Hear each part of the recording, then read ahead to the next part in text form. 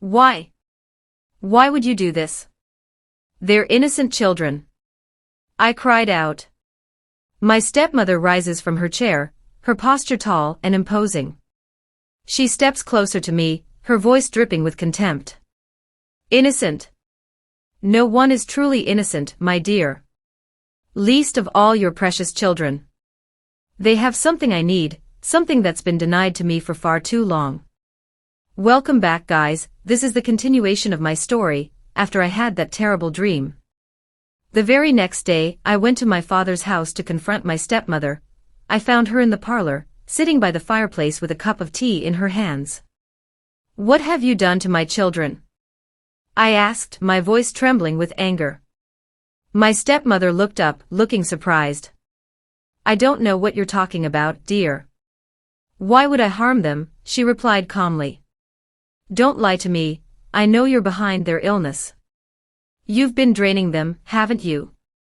I've seen the signs, the dreams, the omens. You can't hide it anymore. I said more loudly. My stepmother's expression hardens, the mask of politeness slipping away. She sets her teacup down slowly, deliberately, as if savoring the moment. And what if I am? What will you do about it? She answered coldly. My heart skipped a bit. I was not expecting such a blunt admission. Why? Why would you do this? They're innocent children. I cried out. My stepmother rises from her chair, her posture tall and imposing. She steps closer to me, her voice dripping with contempt. Innocent? No one is truly innocent, my dear. Least of all your precious children. They have something I need, something that's been denied to me for far too long. I backed away slowly, my mind racing. I realized that my stepmother had been using dark magic to drain the life force from my children, to maintain her own youth or power. The pieces start to fall into place, but there's still something missing, something he can't quite grasp. Before I could respond, the door opened, and my husband steps into the living room. His face is pale, his eyes filled with a mixture of guilt and sorrow. My heart sank as I realized the full extent of his betrayal. You knew all along, didn't you? I said to my husband. My husband looked away, unable to meet my eyes. I didn't want this too, I thought. I thought I could protect you, protect them, but she made me. He had no choice. My husband was interrupted by my stepmother, her voice sharp and commanding. He's bound to me by blood, by a pact made long before you met him. He asked for my help when he was in the university, and I helped him acquire his wealth, and in exchange I made him marry you so I can have your children to myself. I need them to renew my physical body. Your father, he knew as well. He made the deal to save his own skin, and in doing so, he condemned your children. I felt as though the ground has been ripped out from under me. My father, my husband, people I trusted, have been complicit in this horror. Rage and despair bubbled up within me, but I had to fight to stay composed. You're not going to get away with this. I won't let you take them. I said. I heard the sound of footsteps echoes through the hallway. My father appeared in the doorway, his face ashen and aged beyond his years. The weight of his sins hangs heavily upon him. It was the only way. I had no choice. She would have taken everything, our wealth, our lives. I thought I could keep her under control, but I was wrong, my father said with a broken voice. My stepmother let out a cold and mocking laughter and she said, You were a fool. You thought you could bargain with powers you didn't understand. Now you'll all pay the price. My mind raced, searching for a way out, for some means of defeating my stepmother and breaking the curse that has been placed on my family. I realized that the only way to save my children is to destroy the source of the stepmother's power, whatever it may be.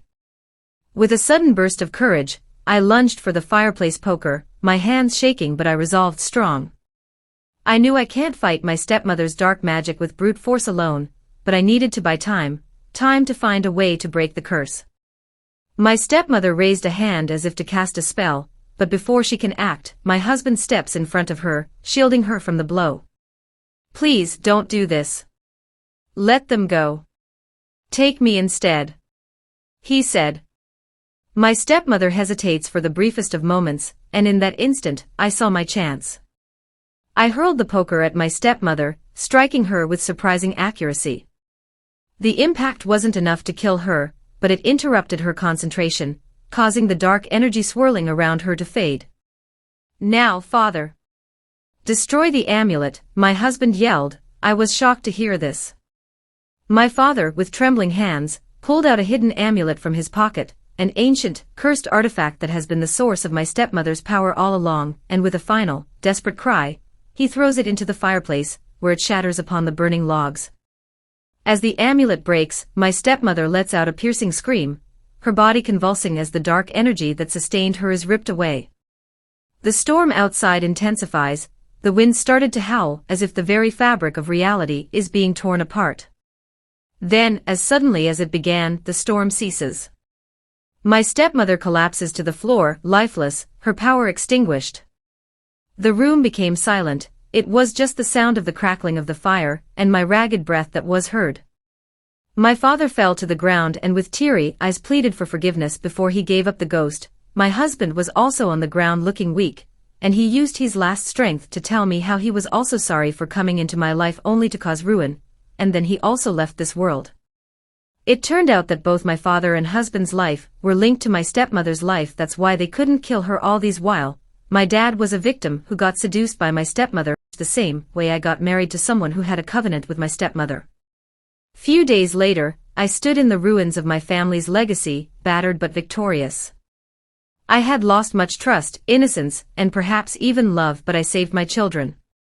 And that, I know, is worth any price. I held my children close, vowing to rebuild, to start anew, and to protect them from any darkness that might still be out there.